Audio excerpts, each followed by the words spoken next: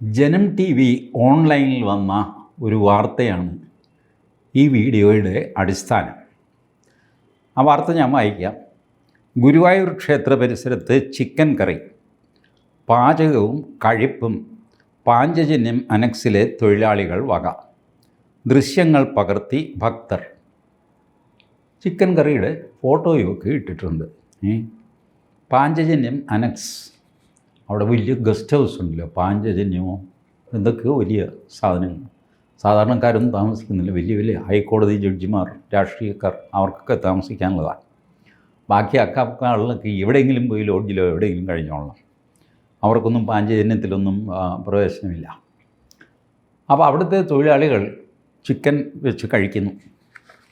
വാർത്ത ഇങ്ങനെയാണ്: ഗുരുവായൂർ ദേവസ്വം വക പാഞ്ചജന്യം അനക്സിലെ കരാർ തൊഴിലാളികളാണ് ചിക്കൻ കറി വെച്ചത്. മാംസഭക്ഷണത്തിൻ്റെ ഗന്ധം പരന്നതോടെ ഭക്തർ നേരിട്ടെത്തി ദൃശ്യങ്ങൾ പകർത്തുകയായിരുന്നു.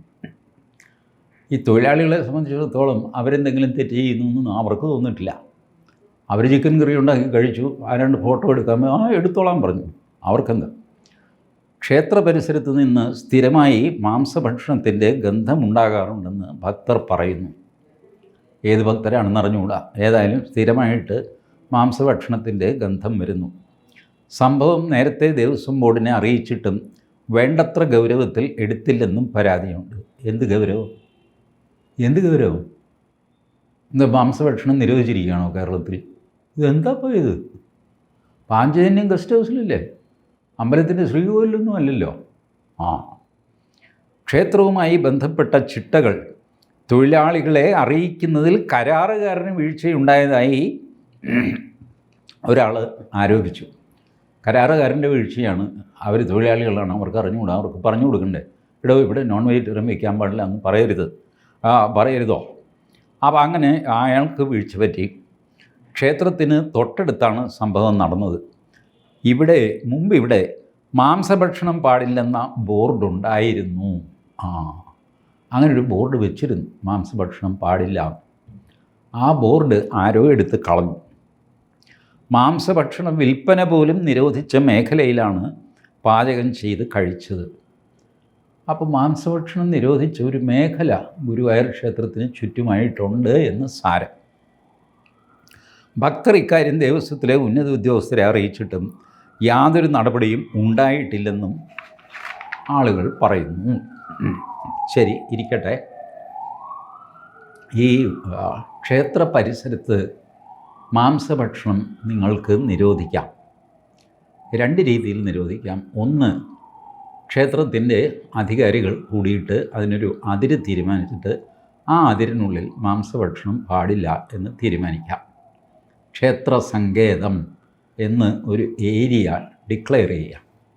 അതിനുള്ളിൽ മാംസം പാചകം ചെയ്യുകയോ കൊണ്ടുവരികയോ കൈമാറ്റം ചെയ്യുകയോ വിൽപ്പന നടത്തുകയോ ഒന്നും പാടില്ല എന്ന് പറഞ്ഞിട്ട് ബോർഡ് വയ്ക്കാം. അത് ചെയ്തു കഴിഞ്ഞാൽ അവരെ പ്രോസിക്യൂട്ട് ചെയ്യാൻ നിയമവും ഉണ്ടാക്കാം. അതിനൊന്നും തകരാറില്ല. പക്ഷേ ഇതൊന്നും ആരും ചെയ്യാറില്ല എന്നുള്ളതാണ് വാസ്തവം. ഇതേ കംപ്ലയിൻറ്റ് 2 മാസം മുമ്പ് പത്മനാഭസ്വാമി ക്ഷേത്രത്തിൻ്റെ ഗസ്റ്റ് ഹൗസിലോ അവിടെ എങ്ങാണ്ട് ആപ്പീസിലോ എങ്ങാണ്ട് വെച്ച് വിളമ്പിയില്ല. ചിക്കൻ ബിരിയാണി കൊടുത്തു, ആരുടെയോ ജന്മനക്ഷത്രത്തിന് എന്നൊക്കെ പറഞ്ഞിട്ട് ബഹളമുണ്ടായതാണ്. അന്നും ഞാൻ പറഞ്ഞിരുന്നു, ഇതിനൊരു വ്യവസ്ഥയോ വെള്ളിയാഴ്ചയോ ഇല്ലെങ്കിൽ ഇതൊക്കെ സംഭവിക്കും. ഞാൻ പറയുമ്പോൾ ഭക്തന്മാർ തന്നെ എന്നോട് പിണങ്ങുന്ന ഒരു സംഗതിയാണ്.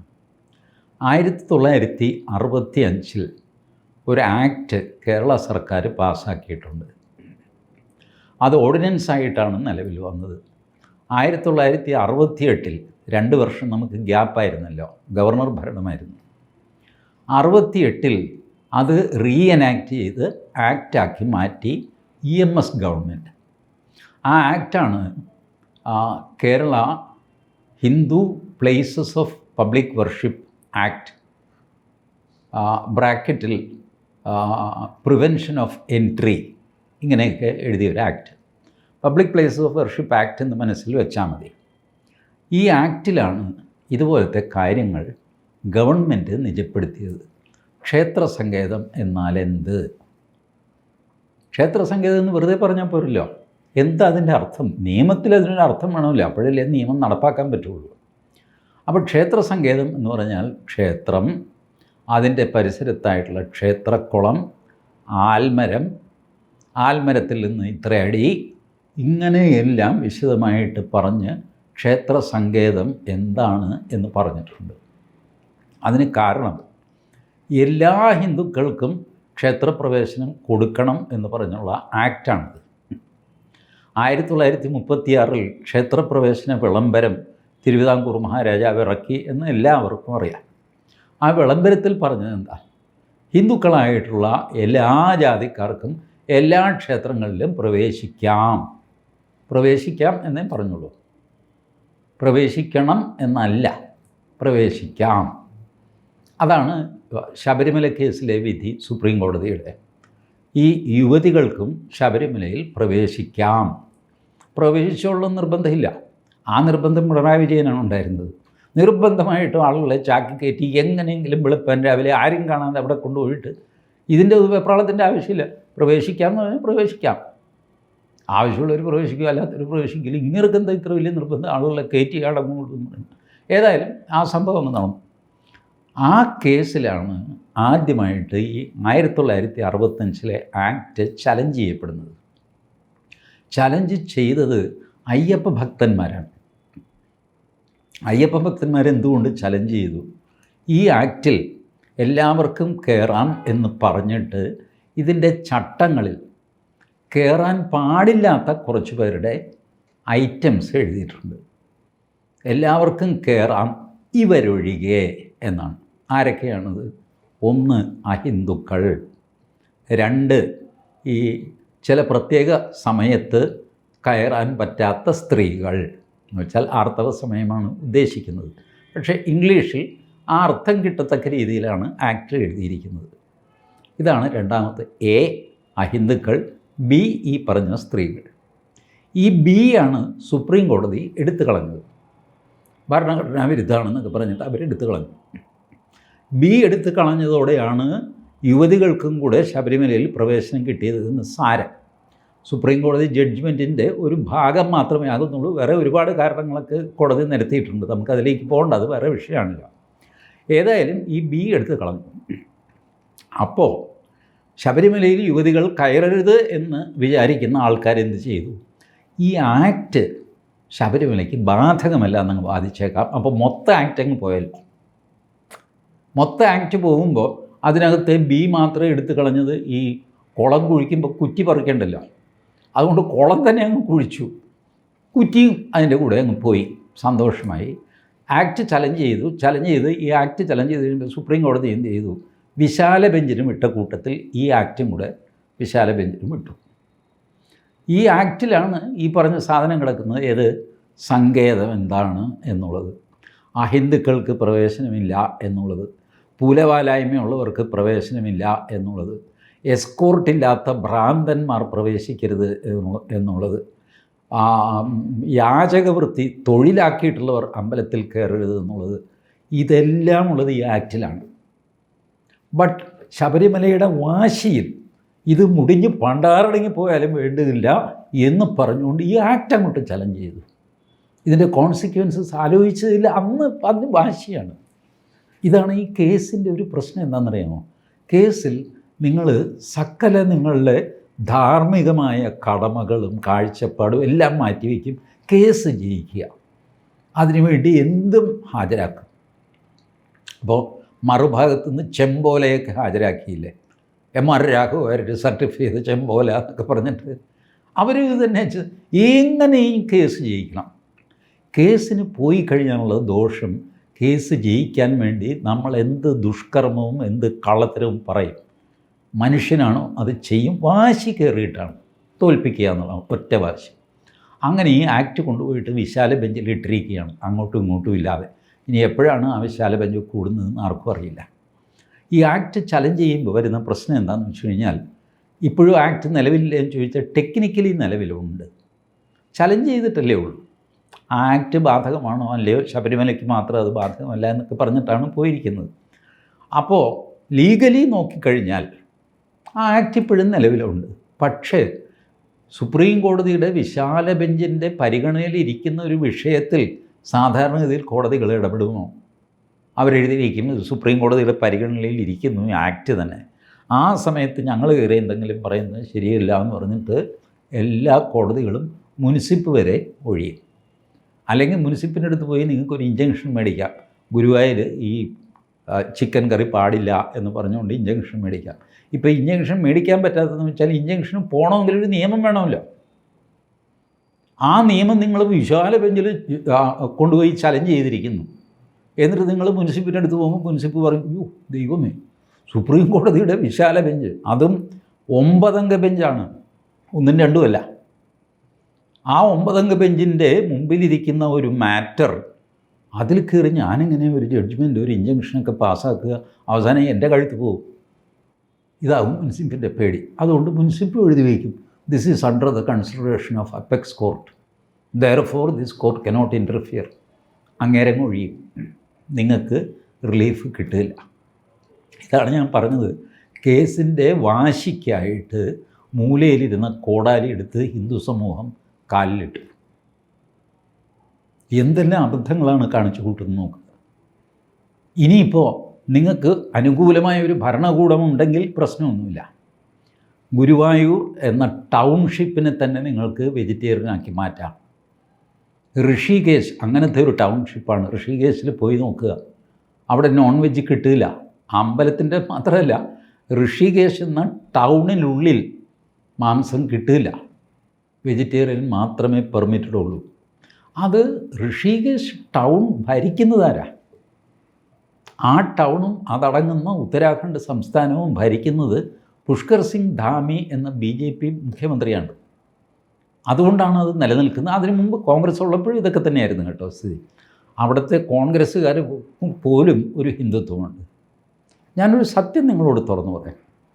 കേരളത്തിലെ ഒരു ഹിന്ദു നേതാവ്, അറിയപ്പെടുന്ന ഏതെങ്കിലും ഹിന്ദു നേതാവിനെ എടുക്കുക, അത് BJP ആയിക്കോട്ടെ, അയ്യപ്പ സേവാ സമാജമായിക്കോട്ടെ, ആരുമായിക്കോട്ടെ, അതിൻ്റെ ഒരു നേതാവിനെ എടുത്തു കഴിഞ്ഞാൽ അയാൾക്കുള്ള ഹിന്ദു വീര്യത്തിൻ്റെ ഇരട്ടി വീര്യം മഹാരാഷ്ട്രയിലോ ഉത്തരാഖണ്ഡിലോ ഉള്ള കോൺഗ്രസ് നേതാവിനുണ്ടാവും.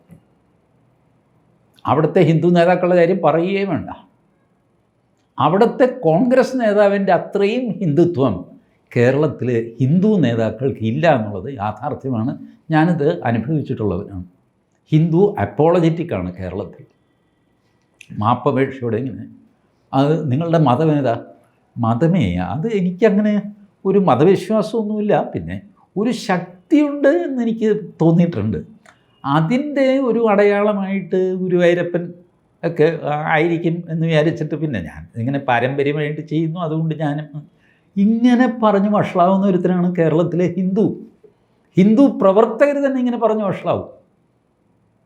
അല്ലാതെ അതെ ഞാൻ ഹിന്ദുവാണ്, എന്ത് വേണം എന്ന് തിരിച്ചു ചോദിക്കാനുള്ള തൻ്റെ ഇടം ആയിട്ടില്ല കേരളത്തിലെ ഭൂരിപക്ഷം ഹിന്ദുക്കൾക്കും. അതുകൊണ്ടാണ് ഈ മതേതരത്വം എന്നൊക്കെ കേട്ട് കഴിയുമ്പോൾ പേടിച്ചു പോകുന്നത്. സ്വന്തം മതം ഏതാണെന്ന് ചോദിച്ചു കഴിയുമ്പോൾ അല്ല ഹിന്ദുമതം, അങ്ങനെ ഈ ഒരു കള്ളി തിരിച്ച് പറഞ്ഞാൽ വേണമെങ്കിൽ ഹിന്ദു എന്ന് പറയാം എന്നൊക്കെ പറഞ്ഞ് പരുങ്ങുന്ന പാർട്ടികളാണ് ഹിന്ദുക്കൾ, ഇല്ലേ? ഇപ്പം ഗുരുവായൂർ മാംസഭക്ഷണം വേണ്ട എന്ന് ധൈര്യമായിട്ട് പറയാൻ എത്ര ഹിന്ദുക്കളുണ്ടാവും? ഉണ്ടാവില്ല.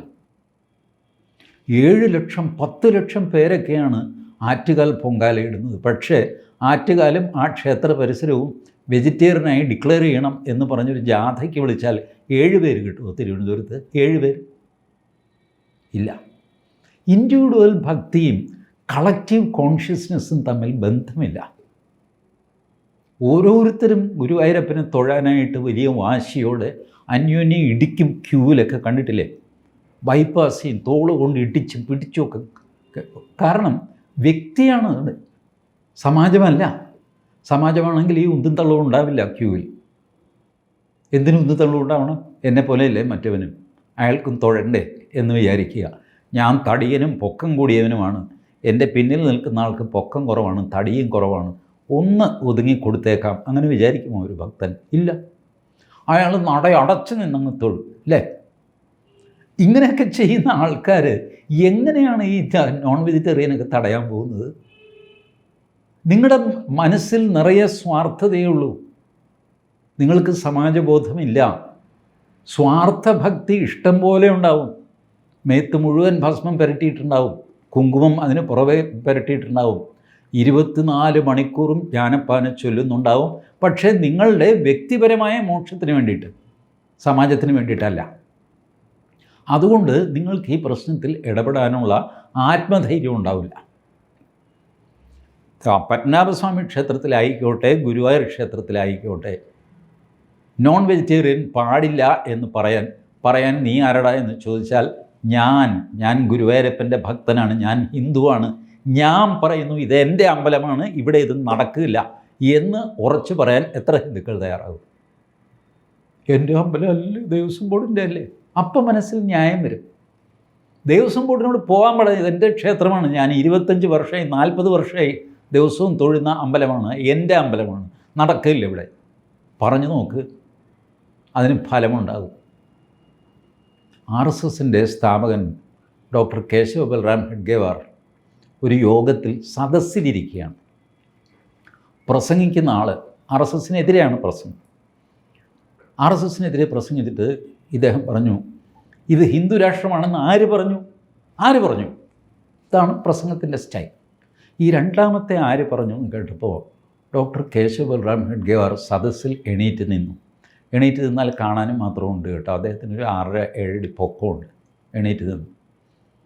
അദ്ദേഹം പറഞ്ഞു, ഭാരതം ഹിന്ദു രാഷ്ട്രമാണ് എന്ന് ഞാൻ പറയുന്നു. ഞാൻ കേശവ ബൽറാം ഹെഡ്ഗേവാർ പറയുന്നു ഭാരതം ഹിന്ദു രാഷ്ട്രമാണ്. എന്തു പറയാനുണ്ട്? പ്രസംഗിക്കുന്ന ആൾ പരിങ്ങി. കാരണം കണ്ണിലൂടെ തീ പറക്കുന്ന ഒരു ഹിന്ദു എണീറ്റ് നിന്നിട്ട് ഭാരതം ഹിന്ദു രാഷ്ട്രമാണെന്ന് പറഞ്ഞപ്പോൾ മറ്റവൻ്റെ ഗ്യാസ് പോയി. കാരണം അവൻ്റെ കയ്യിൽ കുറേ കടലാസും അവൻ വായിച്ച പുസ്തകമൊക്കെയാണ്. ആത്മാവിൽ ഭാരതമില്ല. ആത്മാവിൽ ഭാരതമുള്ള ഹെഡ്ഗേവാർ എണീറ്റ് എന്ന് പറഞ്ഞപ്പോൾ മറ്റവന് മിണ്ടാൻ പറ്റില്ല. ഇതാണ് ആത്മശക്തി, പ്രാണബലം എന്ന് പറയുന്നത്. ഈ പ്രാണബലമുള്ള എത്ര ഗുരുവായൂരപ്പ ഭക്തന്മാരുണ്ട്? ഗുരുവായൂരമ്പലത്തിന് ചുറ്റും എൻ്റെ അറിവിൽ 3 ബാറുണ്ട് അമ്പലത്തിൻ്റെ ചുറ്റും. വാക്കബിൾ ഡിസ്റ്റൻസിൽ ചുറ്റും എന്ന് പറഞ്ഞു കഴിഞ്ഞാൽ ഇങ്ങനെ ഓരോ നടക്കും വെച്ചിരിക്കുകയല്ല, എല്ലാവർക്കും അറിയാമല്ലോ. 3 ബാറുണ്ട്. ഈ 3ാമത്തെ ബാർ അതിന് അനുമതി കൊടുത്തപ്പോൾ കുറേ പേര് വലിയ ബഹളം, പന്തലിട്ട് പ്രസംഗം, സംഗതി, അത് ഇതൊക്കെ. അപ്പോൾ എന്നെ ഒരാൾ വിളിച്ചു, നാളെ ഗുരുവായൂർ ഇന്ന കാര്യത്തിന് പ്രസംഗിക്കണം. അപ്പോൾ മദ്യവും നമ്മളുടെ ഭാരതീയ കാര്യങ്ങളും ഒക്കെ ആയിട്ടുള്ള ബന്ധം, ക്ഷേത്രവുമായിട്ടൊക്കെയുള്ള സംഗതി, അതിനുള്ള കുറച്ച് പോയിൻറ്റ്സ് വേണം ചേട്ടാ എന്ന് പറഞ്ഞാണ് എന്നെ വിളിക്കുന്നത്. ഞാൻ ചോദിച്ചു, എന്താ മോനെ സംഗതി? അപ്പോൾ ഗുരുവായൂരിങ്ങനെ സമരമാണ്. ഞാൻ പറഞ്ഞൊരു കാര്യം ചെയ്യും, ആ ഗുരുവായൂർ ആരെങ്കിലും വിളിച്ച് ചോദിക്കുക, ഈ സമരം സ്പോൺസർ ചെയ്യുന്നത് ആരാണ്? ഈ പന്തലിന് കാശ് തന്ന ആരാണ്? മൈക്ക് പ്രൊവൈഡ് ചെയ്തത് ആരാണ് എന്ന് നോക്കും. മിക്കവാറും 2 ബാർ ഗുരുവായൂരുണ്ട്, 3ാമത്തെ ബാർ വരാൻ പോകുന്നു. അത് വരരുത് എന്ന് പറഞ്ഞിട്ട് നാട്ടുകാരെ കൊണ്ട് ബഹളം വെപ്പിക്കണമെങ്കിൽ ഈ ആദ്യത്തെ 2 ബാറുകാരാകാനല്ലേ സാധ്യതയുള്ളൂ. ഗുരുവായൂരുള്ള ഹിന്ദുക്കളെ എനിക്കും അറിയാമല്ലോ, ഞാനും ഈ പ്രദേശത്ത് കഴിയുന്നവനാണല്ലോ. അപ്പോൾ ഇയാൾ അവിടെ വിളിച്ച് ചോദിച്ചപ്പോൾ പതുക്കെ മനസ്സിലായി, സ്പോൺസേഡ് സമരമാണ്. 2 ബാറുണ്ട്, 3ാമത്തെ വന്നു കഴിഞ്ഞാൽ കച്ചവടം കുറയും. അതുകൊണ്ട് അതിന് പാര വയ്ക്കാനായിട്ട് ജനങ്ങൾ എന്നൊക്കെ പറഞ്ഞിട്ട് ആളുകളൊക്കെ കൊടുത്ത് കാശുമൊക്കെ കൊടുത്ത് പന്തലുമൊക്കെ കെട്ടി മൈക്കുമൊക്കെ ഇട്ട് എല്ലാം ഞാൻ സെറ്റാക്കിയിട്ടുണ്ട്, നിങ്ങൾ ബഹളം വെച്ചാൽ മതി എന്ന് പറഞ്ഞ് മറ്റ് 2 ബാറുകാർ നടത്തുന്ന സംഗതിയാണ്. ഒടുവിൽ ഹൈക്കോടതിയിലെത്തി പ്രശ്നം. ഹൈക്കോടതി പറഞ്ഞു, 2 ബാറുള്ള സ്ഥലത്ത് 3ാമത്തെ ബാർ പാടില്ല എന്ന് പറയുന്നത് ഗുരുവായൂരപ്പനുമായിട്ട് ബന്ധപ്പെട്ടതൊന്നുമല്ല. ഇത് വ്യാപാരികളുടെ കടമത്സരമാണ്, ഇത് കോടതിക്ക് അനുവദിക്കാൻ പറ്റില്ല, 3ാമത്തെ ബാർ ഞങ്ങൾ കൊടുക്കും.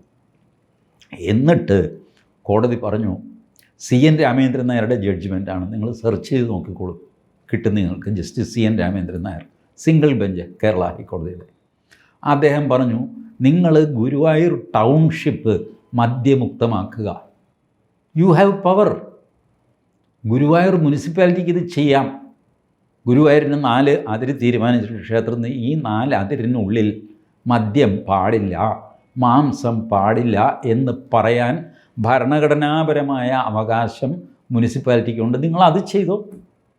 Take out every bar. കോടതിക്ക് സമ്മതിക്കാം. അല്ലെങ്കിൽ മൂന്നാമത്തെ ആളിലും കൂടെ ബാറിന് അനുവാദം കൊടുക്കേണ്ടി വരും.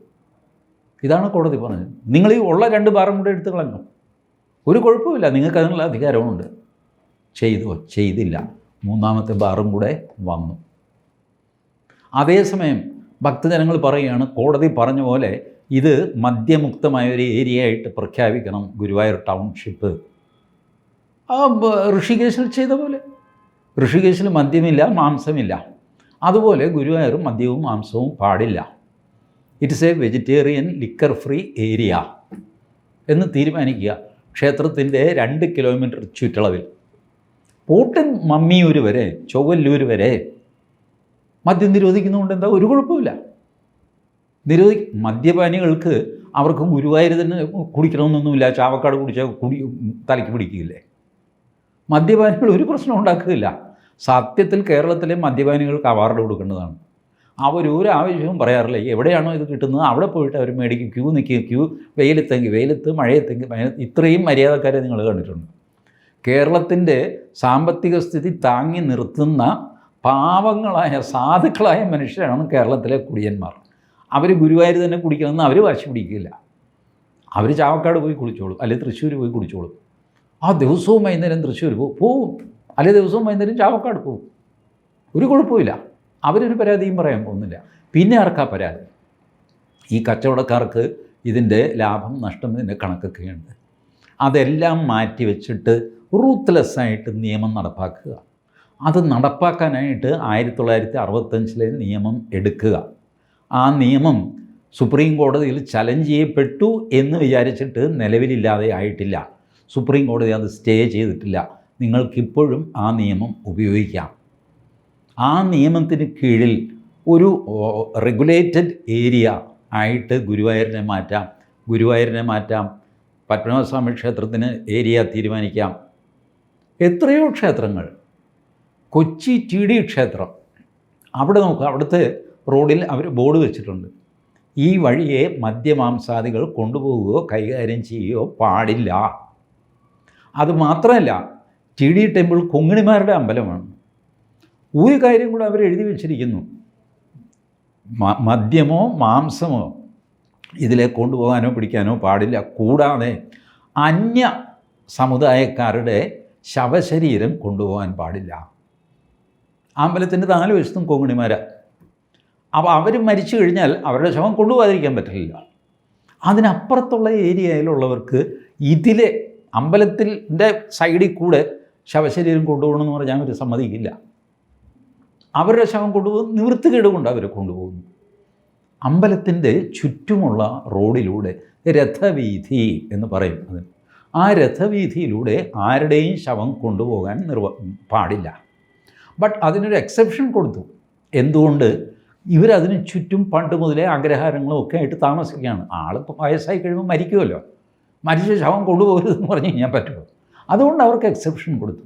ഇതൊക്കെ ചെയ്യാൻ ഭരണഘടനാപരമായ അവകാശം ഹിന്ദുവിനുണ്ട്, ഹിന്ദുവിനുള്ളിലെ സമുദായങ്ങൾക്കുണ്ട്. അത് കൊണ്ടുപോയിട്ട് നിങ്ങളുടെ ശബരിമല വാശിയിൽ പെടുത്തിയിട്ട് വിശാല വ്യഞ്ജന പിടിച്ച മിടുക്കന്മാരാണ് ഹിന്ദുക്കൾ. അസാമാന്യ മിടുക്കാണ്. സ്വയം തോൽപ്പിക്കാനായിട്ട് ഇങ്ങനെ മിടുക്കുള്ള ഒരു സമുദായം വേറെ ഉണ്ടാവില്ല. ഞാനും ആ സമുദായത്തിൽപ്പെട്ടവനാണ്. ഒരു കാര്യം പറഞ്ഞ് ഞാൻ ഈ വീഡിയോ അവസാനിപ്പിക്കാം. ഹിന്ദു സമാജത്തെ സേവിക്കുന്നത് ഒരു എളുപ്പമുള്ള കാര്യമല്ല. ഇത് തുറന്നെഴുതിയ ഒരു മനുഷ്യനാണ് മാധവ് സദാശിവ് ഗോൾവൽക്കർ. ഗോൾവൽക്കറിൻ്റെ ആദ്യവും അവസാനവുമായിട്ട് അദ്ദേഹം സ്വന്തം കൈപ്പടയിൽ എഴുതിയൊരു പുസ്തകം, വേറെ പുസ്തകം അദ്ദേഹം എഴുതിയിട്ടില്ല. ബഞ്ച് ഓഫ് തോട്ട്സൊക്കെ അദ്ദേഹത്തിൻ്റെ പ്രസംഗം എഴുതിയെടുത്തിട്ട് ആൾക്കാർ പുസ്തകമാക്കിയതാണ്. അദ്ദേഹം എഴുതിയ ഒരേ ഒരു പുസ്തകം we or our nationhood defined. ഈ പുസ്തകം അദ്ദേഹം സമർപ്പിച്ചിരിക്കുന്ന ആർക്കാണെന്നറിയാമോ? ഭാരതത്തിലെ ഹിന്ദുക്കൾക്ക്. അതിൽ അദ്ദേഹം എഴുതുന്നു, ടു മൈ അൺഡിസേർവിങ് ബ്രദറൻ. അർഹതയില്ലാത്ത സഹോദരന്മാർക്ക് ഈ പുസ്തകം സമർപ്പിക്കുന്നു.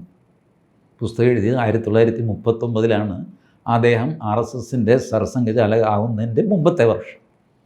40 അദ്ദേഹം സർസംഘചാലകമാകുകയും ചെയ്തു. അദ്ദേഹത്തിന് അറിയാമായിരുന്നു, നന്ദിയില്ലാത്ത ഒരു സമുദായത്തിന് വേണ്ടിയിട്ടാണ് ഞാൻ പ്രവർത്തിക്കുന്നത് എന്ന് അദ്ദേഹത്തിന് അറിയാമായിരുന്നു. അദ്ദേഹം എഴുതി വയ്ക്കുകയും ചെയ്തു. ഇത്രയധികം എനിക്ക് മനസ്സിലാവുന്നില്ല. തോറ്റു കൊടുക്കാൻ, തോൽക്കുന്നതിൽ ആഘോഷിക്കാൻ, തോൽക്കാനായി ആഗ്രഹിക്കാൻ ഇങ്ങനെ ഒരു ജനത വേറെ ഉണ്ടോ ലോകത്തിൽ? ഇല്ല. എന്നിട്ട് നമ്മൾ പറയുന്നു, ഹിന്ദുക്കൾക്കൊന്നും കിട്ടുന്നില്ല, ഹിന്ദുക്കളെ അങ്ങനെ ചെയ്യുന്നു, ഇങ്ങനെ ചെയ്യുന്നു. നമ്മൾ പ്രതീക്ഷിക്കുന്നതാണ്, നമുക്ക് അർഹതപ്പെട്ടത് അതാണ്. നമ്മുടെ കൂട്ടത്തിൽ ആരെങ്കിലും എണീറ്റ് നിൽക്കുക, ഫൈറ്റ് ചെയ്യണമെന്ന് പറഞ്ഞു കഴിയുമ്പോൾ അവനെ എല്ലാവരും കൂടെ ഉപദ്രവിക്കുക. അതിന് വല്ലാത്ത ഒരുമയാണ് താൻ, അല്ലാത്ത ഒരുമയാണ് കാര്യത്തിൽ. നമ്മളെ സഹായിക്കാൻ ഇറങ്ങുന്നവനെ തഴയാനും നമ്മുടെ ആൾക്കാരെ വഴിയാധാരമാക്കാനും വല്ലാത്ത വാശിയാണ്. ഗുരുവായൂർ ഞാനിതൊക്കെ പറയണമെന്ന് വിചാരിച്ചാൽ, ഏതോ ഒരു പെങ്കൊച്ച് അവിടെ പടം വരച്ച് കൊണ്ട് നടക്കുക, അത് കഴിഞ്ഞിട്ട് കേക്ക് മുറിച്ച് എന്ത് തെമ്മാടിത്തരമാണ് ഇതൊക്കെ. It is not allowed. പറ്റില്ല എന്ന് പറയാം. പെൺകുട്ടി എടുത്ത് മാറ്റുക. പോലീസിനോട് പറഞ്ഞു, കാവൽക്കാരോട് പറഞ്ഞു, അവർ ചെയ്തില്ല. നിങ്ങൾക്ക് കൈയും കാലുമില്ലേ? ഭക്തനെന്ന് പറഞ്ഞ് നടക്കുന്നു. യു മുസ്ലിമിൻ്റെ 5-6 പേര് കൂടിയിട്ട് ഏതാ കൊച്ചേ നീ, മര്യാദയ്ക്ക് വീട്ടിൽ പൊടി എന്ന് പറഞ്ഞു വിടാനല്ലേ ഉള്ളൂ. അവിടെ കാർന്നവന്മാരില്ലേ? എടി പെങ്കൊച്ചേ ഇവിടെ എന്താ ഇത് കേക്കും പരിപാടി, അതൊക്കെ അങ്ങ് പുറത്ത് റോഡിൽ കൊണ്ടുപോകുക. ഈ പ്രദേശത്ത് ഈ ഏരിയയിൽ കണ്ടുപോരുത്. അല്ല, കൃഷ്ണൻ്റെ പടമാണ്. എന്തുമായിക്കോട്ടെ, നിനക്ക് പടം വയ്ക്കണമെങ്കിൽ നീ അവിടെ കട വാടകയ്ക്ക് എടുത്തിട്ട് കച്ചവടം നടത്തുക. അല്ലാതെ ഇവിടെ ഈ ഡാൻസ് കളി പറ്റില്ല എന്ന് പറയുക. ഇതൊന്നും പറയാതെ അതിൻ്റെ പേരിൽ തമ്മിലടിക്കുക. വിൽക്കാമോ വിൽക്കാൻ പാടില്ല, ആ ഉപജീവനമല്ലേ, ശ്രീകൃഷ്ണൻ്റെ ചിത്രമല്ലേ, അവർ വിറ്റാലെന്താന്ന് കുറച്ച് പേര്, അവൾക്ക് എന്തിവിടെ കാര്യം എന്ന് ചോദിച്ച് വേറെ പോയി. ഇതെല്ലാം സോഷ്യൽ മീഡിയ എന്നുള്ള മായാലോകത്തിലാണ് നടക്കുന്നത്. ഗ്രൗണ്ട് ലെവലിൽ ആരെയും കാണുന്നില്ല. ഗ്രൗണ്ട് ലെവലിൽ ആ പെങ്കൊച്ചിൻ്റെ കൂടെ സെൽഫി എടുക്കുന്നു ഭക്തകളും. കംപ്ലീറ്റ് ചന്ദനം പൂശി അമ്മച്ചേക്ക് ഈ പെൺകുട്ടിയുടെ കൂടെ നിന്നിട്ട് ഫോട്ടോ എടുക്കുക. എന്തൊരു കഷ്ടമാണ്.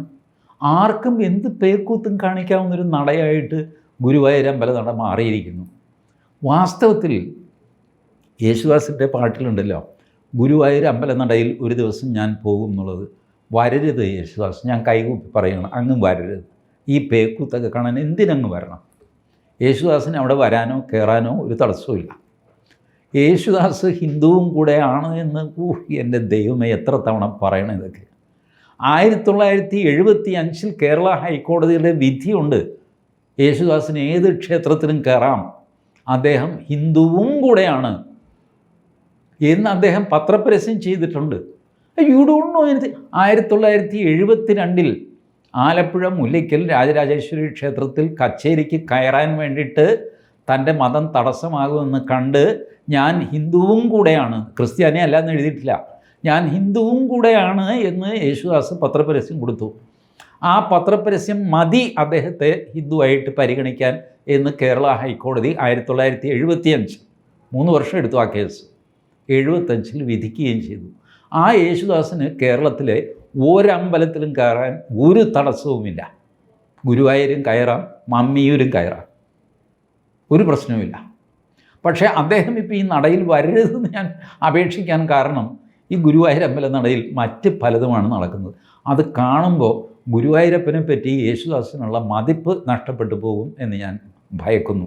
അതുകൊണ്ടാണ് അദ്ദേഹം വരരുതെന്ന് ഞാൻ അപേക്ഷിച്ചത്. ഇത്രയധികം വഷളായ ഒരു സിറ്റുവേഷൻ കേരളത്തിലെ ഹിന്ദുക്കൾക്ക് ഇതിനു മുമ്പുണ്ടായിട്ടുണ്ടോ എന്നെനിക്ക് സംശയമാണ്.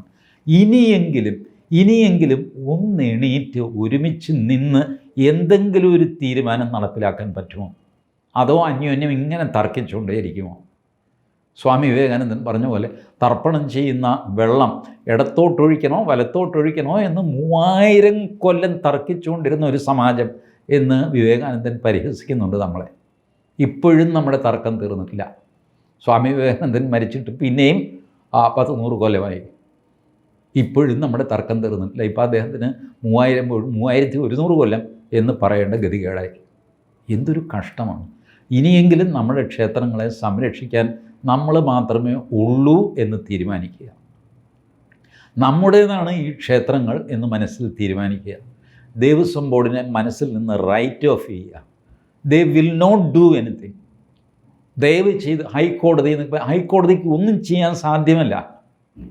കോടതിയുടെ പ്രൊസീഡിങ്സ് വെച്ചിട്ട് നിങ്ങൾക്ക് ഈ ജന്മം ഒരു കാര്യം എന്തെങ്കിലും റിലീഫ് കിട്ടുമെന്ന് പ്രതീക്ഷിക്കരുത്. അങ്ങനെ ഇരിക്കുമ്പോൾ എന്തെങ്കിലും ഒരു കോടതി വിധി അനുകൂലമായിട്ടൊക്കെ വന്നു വരും. അതാണ് നമ്മുടെ സിസ്റ്റം. അത് ജഡ്ജിമാരുടെ കുറ്റമൊന്നുമില്ല, സിസ്റ്റം അങ്ങനെയാണ്. ആ നോട്ടീസ് അയച്ചു, അയാളുടെ കൗണ്ടർ അഫിഡവിറ്റ് വന്നു, അതിൽ വാദം നടന്നു, അതിനിടയ്ക്ക് മാറ്റിവെച്ചു, അതിനിടയ്ക്ക് ബെഞ്ച് മാറി, കോടതിയുടെ അവധി വന്നു, ഇങ്ങനെ പോകും അത്. ഞാൻ കോടതിയിൽ ഒരുപാട് പോയിട്ടുള്ളത് കൊണ്ട് പറയുന്നതാണ്. കോടതി വഴിക്കൊന്നും അല്ല ക്ഷേത്രകാര്യങ്ങൾ നടക്കേണ്ടത്. നിർഭാഗ്യവശാൽ നമ്മളൊന്നും ചെയ്യാത്തതുകൊണ്ട് കോടതി എല്ലാ കാര്യവും ചെയ്യുന്നുണ്ട്, പക്ഷേ അതിൻ്റേതായ കാലതാമസവും വരും. അതുകൊണ്ട് ഇനിയെങ്കിലും ഹിന്ദു സമാജം ഒറ്റക്കെട്ടായിട്ട് ഒരു തീരുമാനമെടുക്കുകയും നടപ്പിലാക്കുകയും ചെയ്താൽ മാത്രമേ ആശ്വാസം കിട്ടുകയുള്ളൂ. Thank you.